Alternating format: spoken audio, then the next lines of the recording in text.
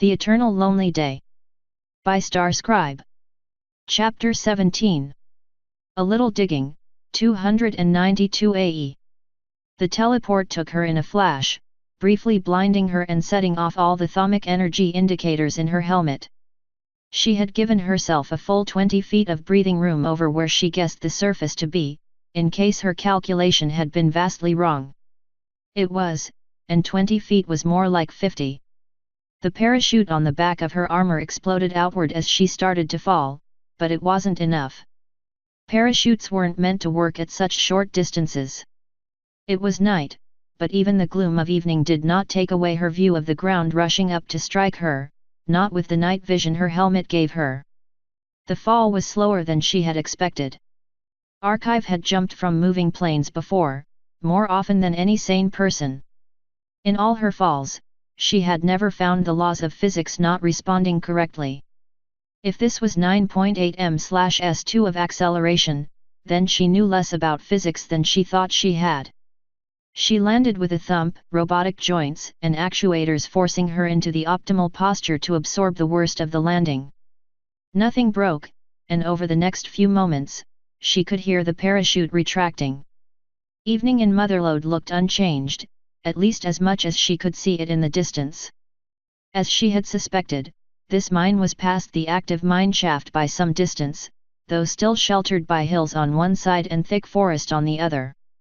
Before she could set off, Archive needed to make good on her word and lower the elevator. So she hurried back towards the mine. A rusty padlock hung on the door, along with a sign in poorly painted English, "Danger, disused mine shaft." Alex raised one of her legs, switched on the cutting torch, and blasted through it in less than a second. She didn't buck the door down, much as she wanted to. She might hurt her legs if she tried. She found nothing overtly dangerous inside, and rapidly made her way to the elevator. They weren't like the computerized marvels from her own time. A mining elevator was really just a large platform with a direction indicator. The more you pushed, or the more weight you had, the faster you would descend and the slower you would ascend. She released the lock, then tilted the direction indicator down as lightly as she could. She still had to jump in order to make it to the nearby platform before it had dropped too far. "It's coming down," she shouted, her voice assisted by the exterior speakers. As though the rattling and shaking wouldn't be enough for them to know. After several floors, she glimpsed a pink figure jump onto the platform and stop it. The pony waved, Alex waved back. It was time to go. She emerged onto the moonlit scrubland with cautious steps, conscious that her teleport had been loud and that blasting the lock off with a torch had been bright. If ponies weren't already on their way to investigate, they would be soon. She had to act. A voice spoke from nearby, so close that she nearly jumped into the air when she heard it. "Hello there, Alex. I didn't expect to see you using that armor again so soon." Alex landed several feet away from where she had been, heart racing. "You scared me, Athena. It would have been irresponsible if I hadn't checked on you once your suit came into range." Her voice hadn't gained much emotion in the intervening centuries, but the flow of her speech had changed. It sounded almost natural now. Ponies hearing her often couldn't tell she wasn't real. Granted, most ponies these days didn't have even a concept of artificial intelligence. They could be forgiven that mistake. "Are you in danger, Alex? Do you require assistance?" "Yes and yes," she admitted, creeping slowly forward. She avoided the path, moving instead up the steep hill towards the untrimmed forest. It had once been a national park, after all. The trees would hide her. Or they would have, if she had still been the sort of pony who could get help from a forest. She didn't change directions, not when she had already committed to this path. But she didn't expect it to help much. "I don't think you can do much for me, though. I was under the impression the HPI couldn't assist in my private matters. The initiative cannot assist without the approval of their director. I am not a member of the Human Preservation Initiative, however. If you are in need of assistance, I would be happy to provide it." That might take the form of forwarding your request, if you have need of human intervention. She hesitated. I'm probably about to fight for my life. I don't think any help you could give would arrive in time. Not unless you've got a bird parked less than a mile from here ready to pick me up. There was a pause. My apologies, Alex. I do not operate any aircraft not affiliated with the initiative at this time and would not be authorized to divert them. Whatever this conflict may be, you cannot be in any serious danger, correct? I understand you die as easily as I do. Alex was not enthusiastic about that comparison, and what it might mean for what Athena thought about these days. The fact she thought of herself as separate from the organization that created her and whose equipment she essentially controlled did not encourage her either. No time to think about it now. She saw ponies hurrying down the path towards her, camp guards with torches glowing beside them and guns over their shoulders. If I get killed now, I won't be able to complete my mission, and human refugees will die. Archive took another look at the thick forest, and the increasingly steep slopes behind them. A powered interceptor suit might handle terrain like that. Even so, she doubted very much it would last all the way into Radio Springs if she tried. She had to cut sideways through the village, and invite whatever retribution might come. How well do you think this armor can resist black powder bullets? Adequately. Can't your body resist bullets without armor? Not anymore. I don't want to talk about it now. Very well. It sounds like a fascinating story, though. Would it have anything to do with these biofeedback readings? I'm reading an 11% variation from your last on file. It would. They were getting close. Alex pulled herself back, into the trees and out of sight. There would be no supernatural help from trees today, but maybe she wouldn't need it. Alex did not know how complicit these guards were in what was happening to humans here. She would like to see as few of them die tonight as possible. Let Radio Springs decide what to do with them, once she got the word to it. In any case, her anger was probably nothing to a dragon's. Let them face her fury when the time came. Alex lowered her voice to a bare whisper, enough that the helmet would conceal it within the breathing equipment. Would she have done better escaping with active camouflage instead of armor? Too late now. The HPI had let her keep her equipment, but not take home the whole armory. She hadn't been pressed for choice. She had exactly one magazine of non-lethal rounds in each of the suit's rifles. After that, she would only be able to kill. You can use all my cameras, right? Of course. I can always use them, but there generally isn't much to see. Was that why you covered your equipment with a cloth? She didn't respond, instead watching from the shadows for any hint the guards might search towards here. There were 4 stallions, and 2 of them were headed straight towards the mine. She hadn't even shut the door. Tell me when to shoot so I won't miss. I don't want them to raise an alarm. Understood, Alex. The Pegasus lifted her right foreleg, priming the rifle built right into the armor. She felt the mechanisms as they adjusted. There was no sight on the leg, not like the more primitive weapon she had used earlier. This one superimposed all targeting information before her eyes, letting her rest her belly on the ground and aim her leg. It might have been silly if she hadn't killed with it before. Athena spoke in a rush, filling the screen with information. Trajectories, delays, angles, Archive took in all of it and adjusted to match. Her leg fired 4 times, jerking only slightly against the recoil system. 4 ponies dropped to the ground in twitching pain, unable to do more than whimper. Alex took off at a gallop, barreling down the hill and straight past where they lay. The slope caught her off guard with more than one out-of-place stone or sudden dip, and she very nearly tripped. Only the armor's stability systems kept her upright, and even then she skidded and stumbled. She used every bit of strength the armor could give, and her gallop was more than twice as fast as most ponies could manage. Even without her former strength, she was used to the way the armor moved.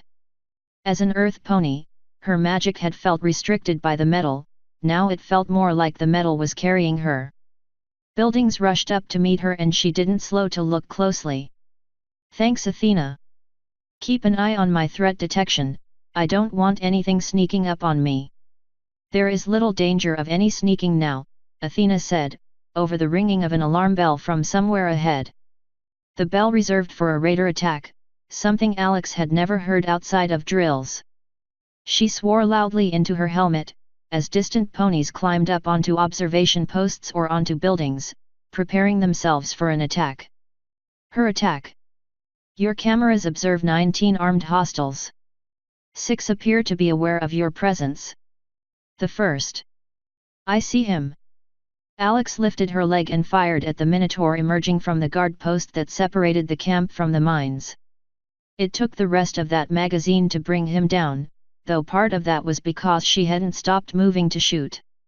She stopped her awkward hobble once she was done shooting, conscious of many shouting voices. Of them all, only Athena remained calm. 18 hostiles remain, but now 9 are. I know. Alex dodged behind the guardhouse as bullets sprayed towards her. Modern weapons might be clumsy and inaccurate, but she couldn't count on her armor protecting her indefinitely. Worse, there was likely to be some magic pointed at her too. How long can I run the CPNFG before I deplete my fuel? That question is too subjective to answer meaningfully. With its current settings, your field will activate only upon encountering a atomic field of sufficient strength. Most spells can be destroyed on contact, allowing the projector to. Alex only sort of listened. Mostly she waited for the gunfire to die down, before bolting out from behind the shack and towards one of the storage barns. Lead filled the air around her, striking her armor more than once with a brief shock of pain. Not enough to stumble her though, or pierce any of it at this range. She barreled behind the shed, and straight into an earth pony stallion wielding a cudgel.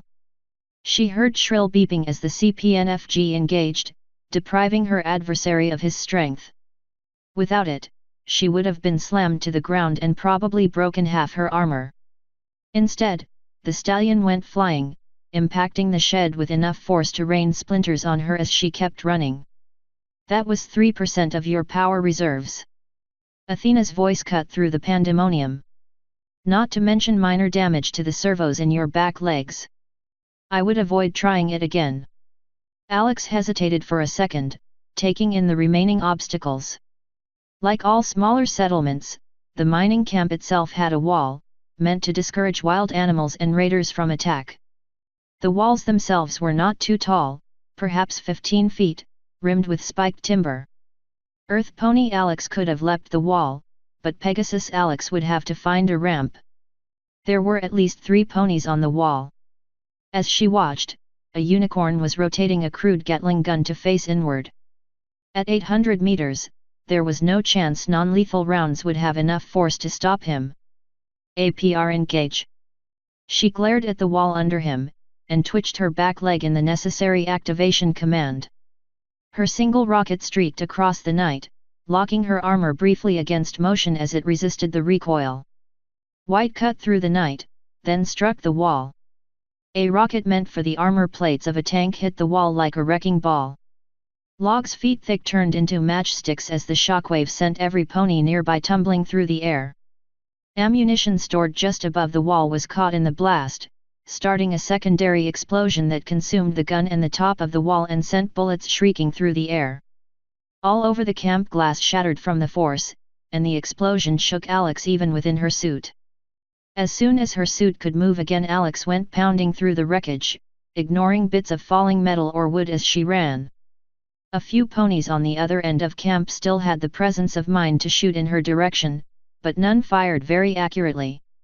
What had been a wall was now a low mound of debris, and even without her superhuman strength Alex climbed it easily and charged down the other side. Untrimmed forest waited for her there, forcing her to slow her path a little. She might be able to see the trees clearly through the darkness, but that did not mean she could keep up a sprinting pace through them. Such things were reserved for deer and earth ponies.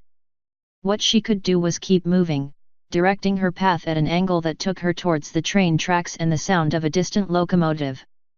Unfortunately, she would not be able to ride it. Night was when empty trains made their way back to Motherlode with supplies and empty space for more coal. She would have to run until she made it or her armor gave out.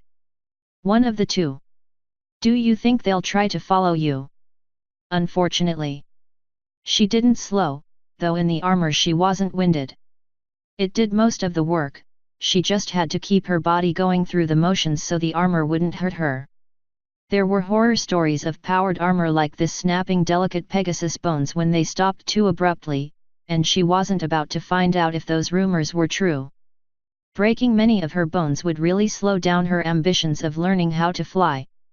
I don't suppose your satellites have enough resolution to see a flying pony at night. Unfortunately not. The primary purpose of my Earth-based artificial satellites is facilitating communication. I have only one intelligence satellite still functional, and it is placed in geosynchronous orbit above Raven City. I can direct its cameras towards you, but not with sufficient resolution to discern individuals.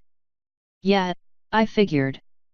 Alex made it out of the trees and beside the tracks, where she set herself into a rhythm. There was little light, and she could take comfort in the fact that it would take a thestral to spot her running through the dark like this. Her armor produced no exterior light. On the level ground beside the tracks, kept clear of debris, running was a mindless matter. This was her moment of peace, the time between her escape and whatever attempt might be made to stop her. Her time to think and not be under the pressure of combat. She would have to think fast. Your records should include Cheyenne Mountain Complex. Alex herself had read about the place, but she didn't have the military database of the former US, not to mention every other HPI treaty nation. Athena did. Affirmative. Its ruins should lie in your approximate direction.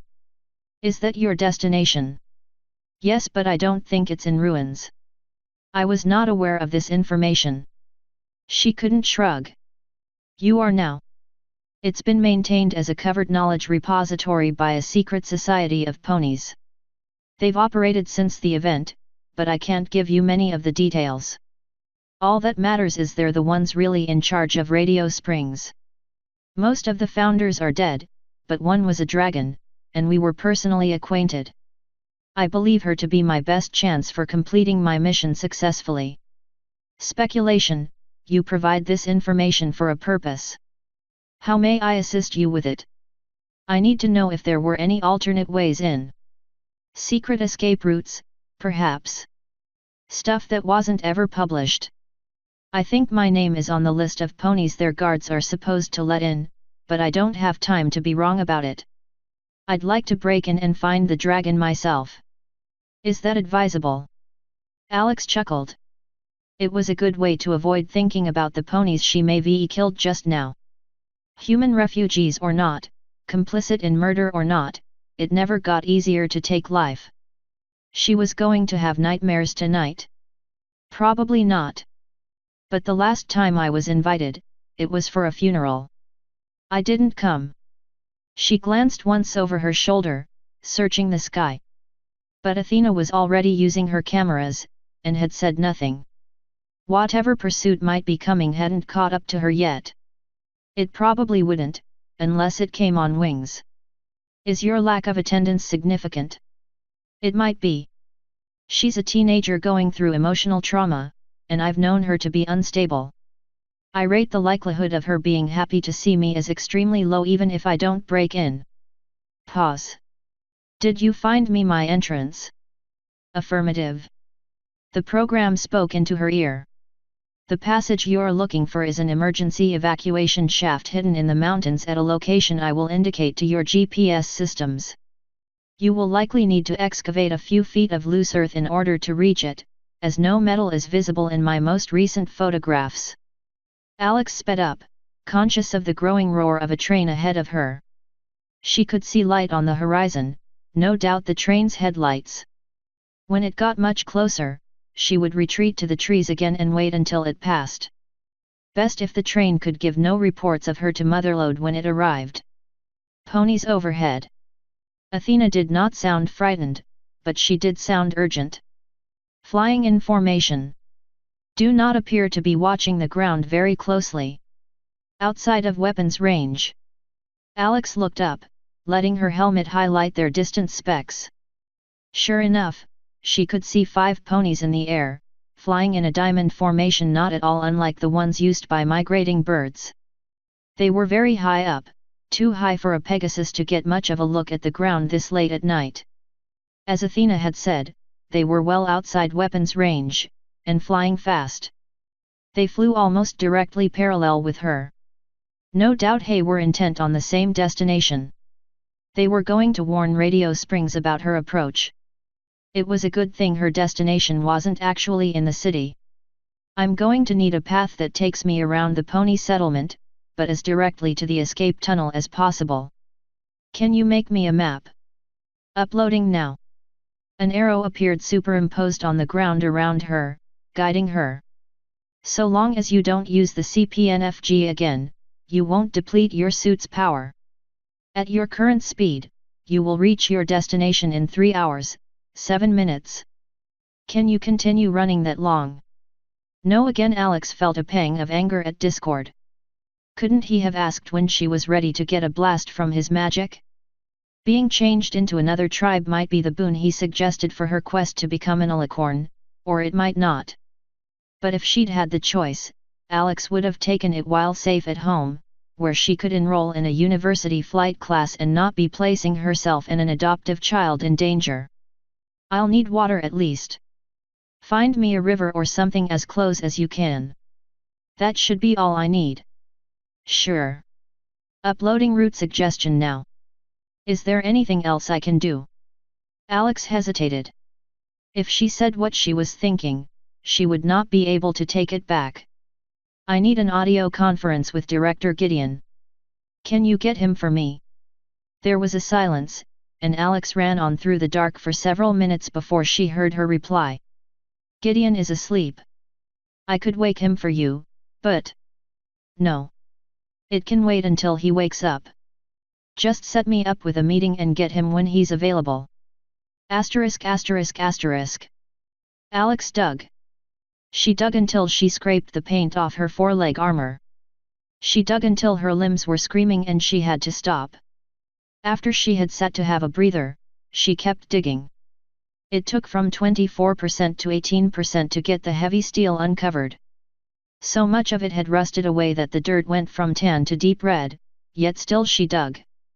Eventually she exposed the entrance, or what was left of the intact metal. Her suspicion, that the group who had co-opted Cheyenne Mountain hadn't discovered this tunnel, appeared confirmed. Her sensors detected no magic waiting within the tunnel, so they hadn't planted traps or alarms for her to stumble into. No electricity either, at least not enough to register M through steel. She was in the middle of nowhere, with nothing but the hills and a distant coyote for company. Alex found she had made the right choice by staying away from Radio Springs, even if avoiding it had lengthened her route. There was nobody to watch her switch on her arc welder and burn another 1% of her reserves blasting through thick steel. Eventually she had cut enough that gravity did the rest of the work, and a roughly circular mass fell inward with an echoing clang. Can you get me a map of the interior? She leaned forward, glancing inside.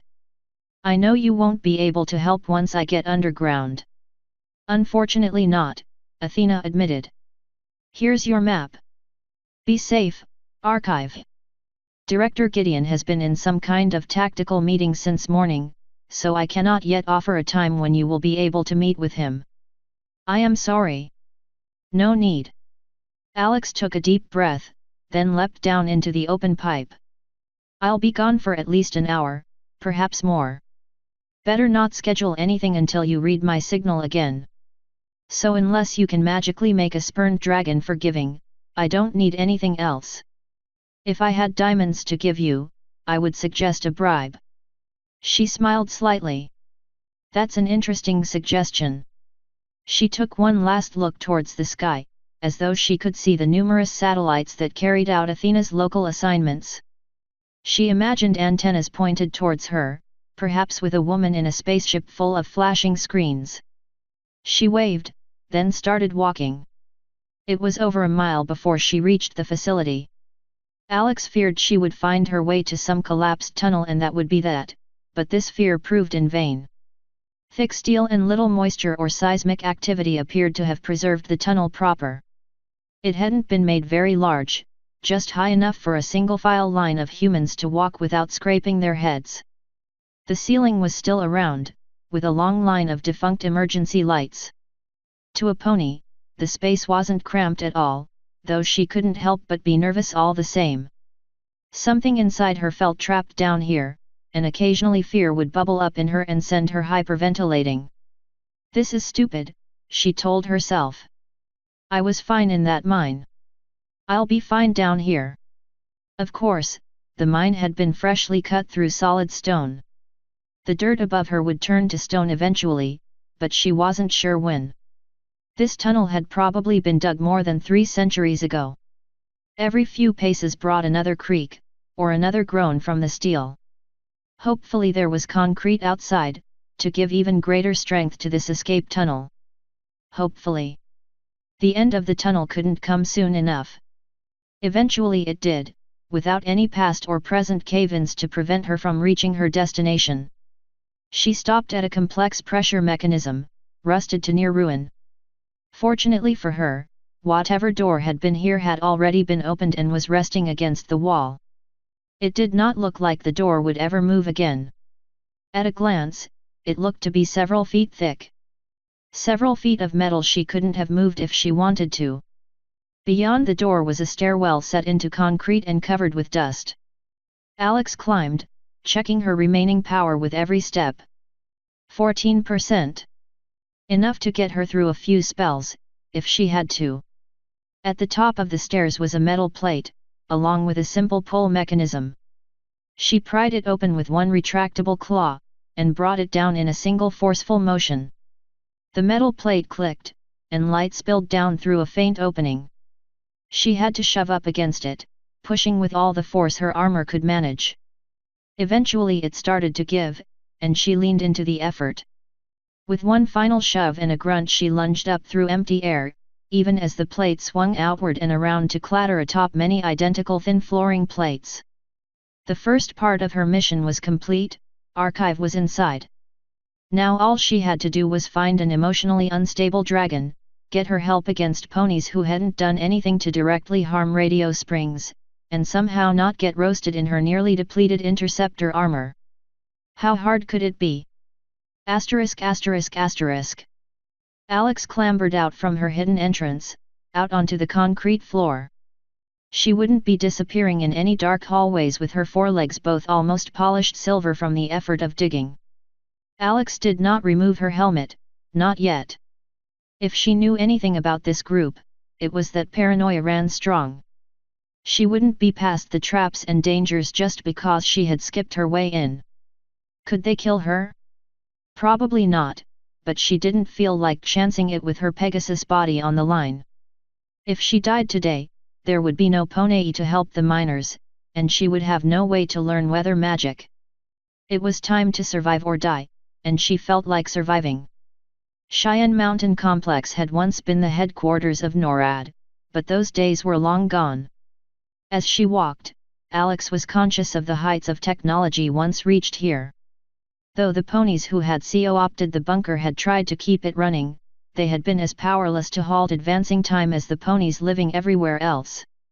Strip lighting set into the floors no longer glowed, and there were frequent cleared areas, once the home of computer stations. Even the exposed pipes and wires bore the evidence of time, and hasty repairs were evident everywhere. In some places wires ran right across the hall, insulated and buzzing with energy. Whole patches of concrete had been dug up and replaced in some areas, and the walls looked to have been replaced so many times that they no longer had a uniform color.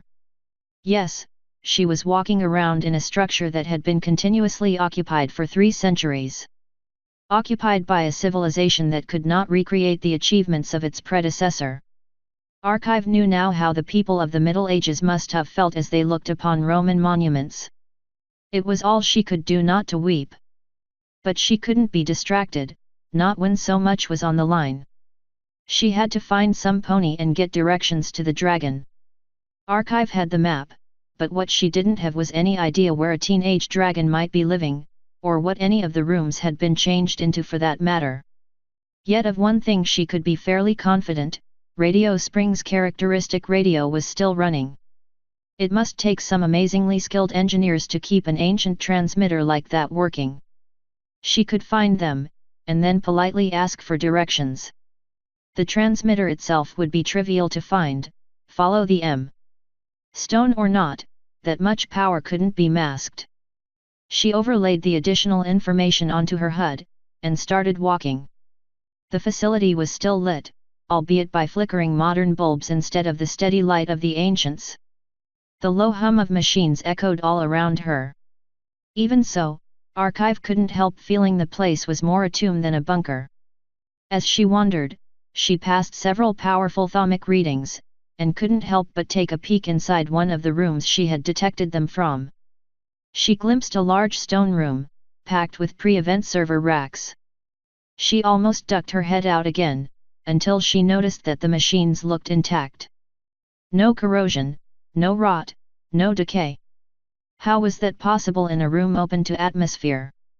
Wouldn't the digital materials within have lost whatever they were storing? Maybe, but the runes she saw written just a little way in suggested otherwise. The ground was covered with them, and the walls. An intricate spell, but one she recognized at a glance: stasis. The servers had been frozen in time. Clever bastards. She didn't inspect any of the other enchanted rooms. She hadn't come for the tour. She found her first ponies inside some sort of equipment room, its ceiling several times her height and packed with machines that were clearly still in use. How anything in here could still be working after all this time she couldn't guess, but she didn't particularly care just now. There were ponies here, dressed in simple technician uniforms and working on the machines. Alex stepped into the doorway, waving to get their attention. "Excuse me, but do you know where I can find Gwyn the dragon? I'm pretty sure she still lives down here." A unicorn working nearby dropped his wrench, staring open-mouthed at her. Across the room, an earth pony mare didn't seem to have been caught as off guard. "Who are you? And where the hell did you get initiative combat armor? Is that you in there, Elise? I swear, if you stole..." "It's mine," she answered, running a hoof along the edge of her helmet. After a few seconds of fiddling, the connecting clasps released. Rather than falling off, the helmet began to retract, unfolding and pressing itself into the armor around her neck. This deprived her of the HUD, but it also let her look ponies in the eye. She could still see her power percentage by glancing down at an indicator near her neck, and a speaker could still give her status updates, but that was all. "I haven't ever actually been here before," Alex admitted. "But I've got to see your dragon. It's life and death. Where's your escort?" The unicorn stallion finally collected himself, staring. "They just let you come in here in that walking tank." She wasn't about to lie. So she didn't even bother responding.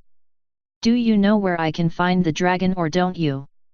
In answer, the earth pony working on the other side of the room struck something on the wall, hard.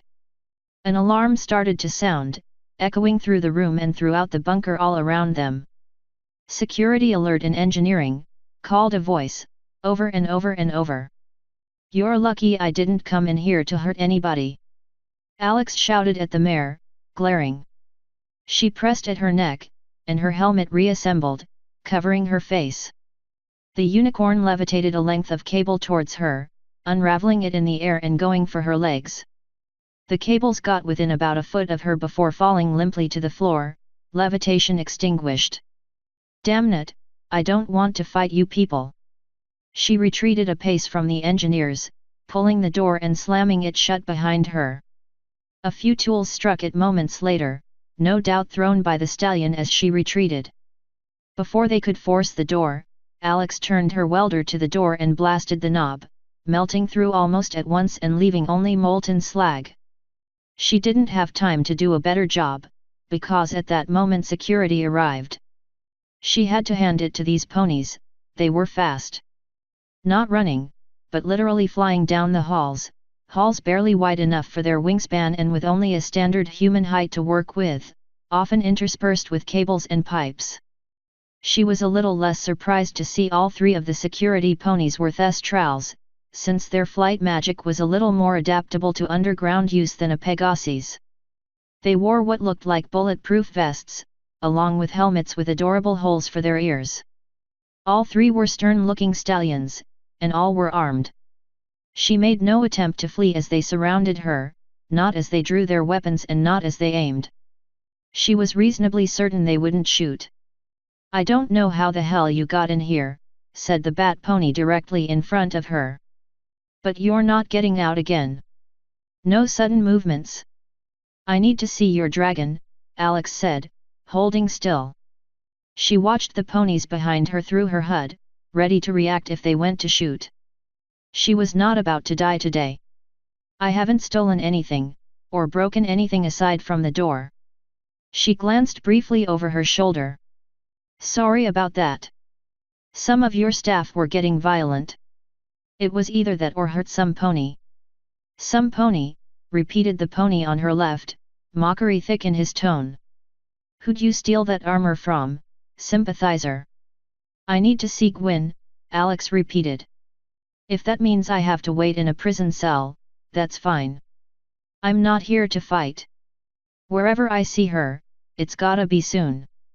The lead stallion lowered his weapon. "You're under arrest, pony.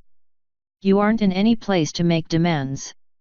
As a matter of fact, I'm going to need you to get out of that armor immediately.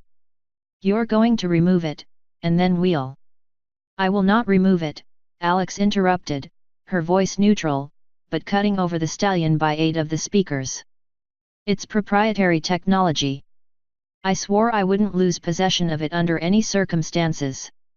She shrugged, hoping to look apologetic. "I'm sorry." "Oh, you'll be sorry," said the same voice from behind her. "Talk back to the commander again and you'll be sorry. He said to take it off, that means it's on the floor 5 minutes ago." He prodded her lightly with his rifle, right in the side. Archive had seen many intimidation tactics before. She had in her memory a rich history of human diplomacy, along with much personal experience. More often than not she had been a tiny, weak-looking pony. Ponies frequently underestimated her, and regretted it. She didn't move. "I don't wish to harm you," she answered. "But if you attack, I will have no choice." As hot as his words might be, the stallion behind her didn't attack as he had threatened. Discipline prevailed, and his eyes were all for the commander. "There are 3 of us," he said, more calmly than his subordinate. 2 rifles aimed at your back. 2 toys, Archive corrected. "My armor is programmed to detonate when I'm killed. If that happens, I swear to God this place will be radioactive so long even your fucking dragon won't be able to set foot in here in her lifetime." "Maybe." The commander shrugged, evidently as unmoved as she had been. "But you'll be dead." Alex reached up, careful never to point her leg at anything but the wall. She moved slowly, pressing it to the place that would retract her helmet. Of course this was a gamble that might very well end in her death. True, a full power module might irradiate this whole complex if it detonated. But hers was nearly dry. It might not even have enough juice to blow up her suit when the time came. Her helmet retracted again, folding up against her armor. Alex shook out her mane, forcing a smile. "Not for long. My name is Lonely Day, Archive of Humanity." Her true age was revealed once the helmet came off. Even so, she met his eyes and did not blink. However tough this stallion might be, he was a child compared to her. She wasn't about to be frightened by a child. "Patron saint, sapient symbol, whatever you wanna go for. How about immortal?" Surprised, frightened faces. Unmistakable recognition. These ponies knew who she was. The only stallion who had yet to speak muttered, "She looks just like the statue." She had no idea what he was talking about, but she didn't ask. The captain gestured, and ponies on either side of her lowered their weapons. "We have specific instructions for you, Archive." Though neither looked happy about it, the ponies that had been aiming at her turned away and walked over to stand behind their commander. "I apologize for our hostility, you were the first intruder my team has ever caught. I hope the rest of your stay with us will be more pleasant." "That depends." Alex frowned, retreating a pace from the group. This sudden change wasn't entirely uncharacteristic, when this group was involved, but it didn't necessarily mean she was out of danger. Plans within plans, or so she had come to expect. That was why she hadn't worked with them, why she had refused to come even when one of their last surviving founders died. "Will you let me seek Win, yet?" "Of course." He turned away from her, not so much as glancing over his shoulder to see if she was doing anything hostile. His subordinates were less trusting, but she didn't mind. She hadn't wanted to fight. "You can wait for her in the library. It's not far from here." The other guards fell into step beside her, half honor guard and half escort. She didn't mind. She followed them through the twisting bunker hallways, until they reached the library. "We'll let her know you're here," the commander said, gesturing in at the empty room. "Make yourself comfortable, she may be a while. It's somewhat unwise to rush her." "I understand. I'll be fine here until she arrives. If you need anything else, use the phone on the wall, there. Someone will fetch it for you." He shut the door, and she heard no lock on the other side. That left her alone with the library.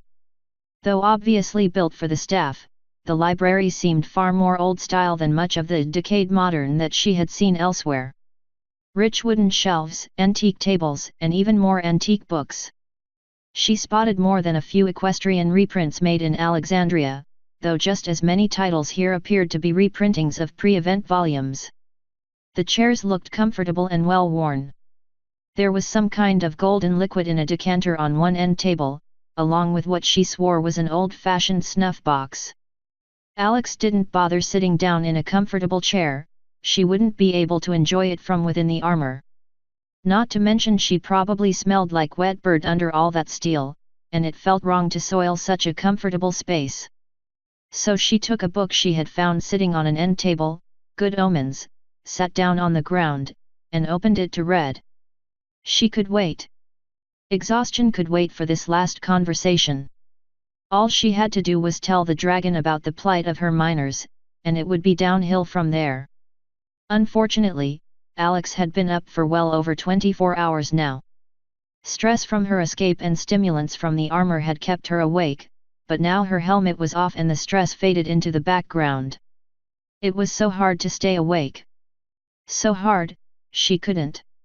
Within a few minutes, Alex's head had dropped onto the book, and she was snoring. Alex woke up to find Good Omens had been replaced with a pleasantly downy pillow. A wistful dragon sat across from her in a chair that obviously hadn't been made for some pony her size, deeply engrossed in the missing book.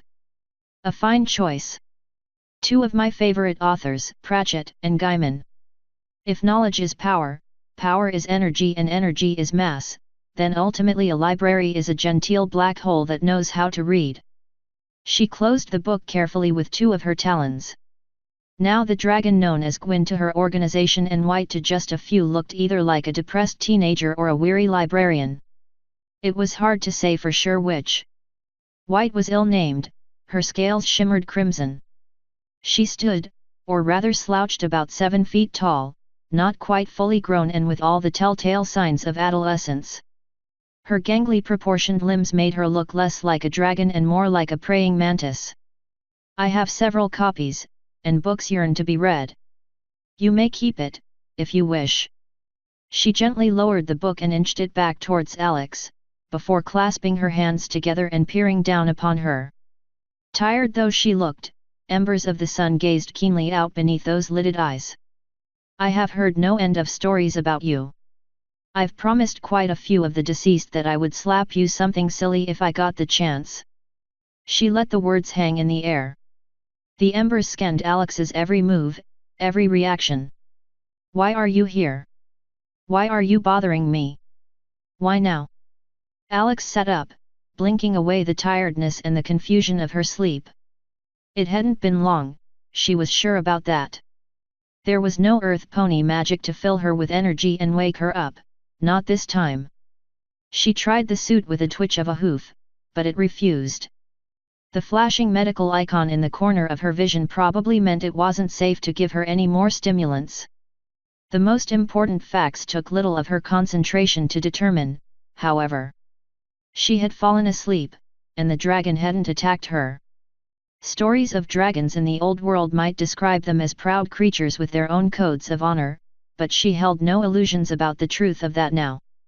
As she sat up, it was harder not to be intimidated by White than any of the guards she'd had to make it past earlier. She was the one in powered armor, but White needed no armor to stop bullets or express superior strength. She found herself wondering idly how well interceptor armor would protect her from a dragon's fire. Was it magical enough to be neutralized by the CPNFG? She prayed she wouldn't learn the answer today. I'm sorry to bother you here, White. Dragon or not, Alex would not look away. She would not be some child to be intimidated and frightened into humility. Of course, that didn't mean she couldn't have respect. I won't waste your time. She rose to her hooves, retreating a pace. I've been living in the nearby town of Motherlode for the last few months, she began. It's where Radio Springs gets its coal, in case you didn't know. Up in the old national park. There was no easy way to say this. Though the Frontier Mining Company pretends to have legitimate status here in Radio Springs, I'm sure what they're actually doing would violate your laws. The specifics of how they do it are complex, but what matters is that the ponies they have working for them are slaves. Slaves working in poor conditions, without pay, and nothing in place for their safety. She stopped, having to catch her breath. I didn't know who else I could tell. There's no way, a bureaucracy, would be able to make a difference in time to help those ponies. White continued to stare down impassively. Bureaucracy has its purpose. And purpose dictates to me that I should ask you to present evidence towards me, I should hear their defense, there should be a sanctioned investigation which would give them plenty of time to cover up their horrible misdeeds, droned on, as if reading wrote from a script. However, I'm under the impression you wouldn't skulk into this facility and browbeat our guards just to tell me lies. Tell me, have you read our charter? Because I assure you, if what you say is true, our friends in the FMC have not. I don't know if it's a question of reading, they've got a license to operate and they've been paying their taxes and all. But they've also been only recruiting refugees, who don't understand the post-event world and don't have an idea in hell what their rights are. Wage slavery would be bad enough, but what they're actually doing. Alex gestured, bringing the helmet over her face in a few smooth motions of rotating metal. She spoke quietly into the microphone. Activate projector, playback helmet video from time code. A bezel near the front of her helmet rotated towards the nearest flat surface, the ceiling. Images began to play there, sound projected from the speakers in her helmet. It was the mineshaft, filled with refugees. Images her camera had taken on her way out. The mining director killed me when I confronted him about what he had been doing. When I returned, I discovered the miners had tried to unionize. The Frontier Company sealed them all underground to starve. As you can see from the time code, this footage was taken about 8 hours ago. They're down there right now, starving. Alex cut the projection, folding up her helmet again. It was unwise to be partially blind when dealing with dragons, apparently friendly or not. White unfolded herself out of her chair. Now that it was not hidden amongst her furled limbs, Alex noticed a shotgun slung over her hip. We shall rectify this immediately. Are you capable of flight, or shall I carry you? I can't fly. But I don't think you understand what we're up against. They're about 10 miles out into the wilderness.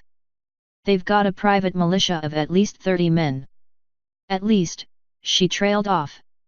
Well, one less Gatling gun than they had this morning. Regardless, I don't think one person is going to convince them to change their way of doing things with just a shotgun. They'll lie, they'll stonewall, and nothing will change. And she whimpered. My friends will die. Back when there were 9 of us, each of us had a role in the running of the settlement. It may surprise you to look at me, but I stood as the moral heart of our group. She paused, running a claw along the edge of her shotgun. If this situation requires a greater show of force, then that is what we will provide. White strode purposefully down the corridors of the CMC, leading Alex deeper into the complex. At one point, White left Alex in the hallway as she made some phone calls to some important people. The deeper they went, the less people they saw. At one of the lowest levels of the CMC, White walked down a final corridor that was thick with dust, which ended with a giant, pneumatic blast door. White used a single talon and punched a code into the keypad. This is where I keep the most prized possessions of my hoard. Absolutely no other living person has ventured down here other than myself. Not since. White's voice strained and she cleared her throat. Consider this the highest honor I can bestow. You may look, but please, do not touch. The door rolled open and before them was a colossal room reminiscent of the warehouse from the end of Raiders of the Lost Ark. Unlike the corridor outside, there was not a speck of dust in the entire room. At the very back of the room there was a closed-in portion that looked very much like a shrine. The room was mostly full of armaments. A smoothbore musket lay propped in one case, its neighbors were repeaters from the late 1800s. Mortars, LMGs, RPGs. Over the past 300 years, I've gone out of my way to locate items I find interesting from all over the world. Firearms have always fascinated me, even when I was human. Bit hypocritical for a pacifist, I know. One can appreciate the art without using it to hurt people. White opened a strongbox and pulled out a grenade launcher. She didn't load it, instead pulling out a bandolier of grenades, which she somewhat clumsily fit over her neck and wings. My grandfather was a coal miner. He lost his uncle and 3 of his brothers to the Gresford disaster and his father to the riots shortly afterwards. She took a breath. We shall go and speak to this frontier mining company, Alex. I will hope very hard that they shoot first. Author's note. Hey every pony. Just a few more chapters, probably 2, in part 2 of Eternal Lonely Day. Expect some information about my plans for the future of this story. For now, though, I hope you'll enjoy the last little bit of this part of the story. In case you couldn't tell, there's some crossover material here. I'd like to thank Wolfman White of our not-so-simple plan. Guess we're seeing a bit of a spoiler for the future of that character, but that's just how these things go. I guess you could say that these last few chapters have been a crossover with the whole Colorado group, since I kinda borrowed elements of the setting from them. Hopefully you all enjoy the ending of this part, anyway. Just a few more chapters, and we'll be solidly into part 3. So much for writing all 10,000 years x.x. End author's note.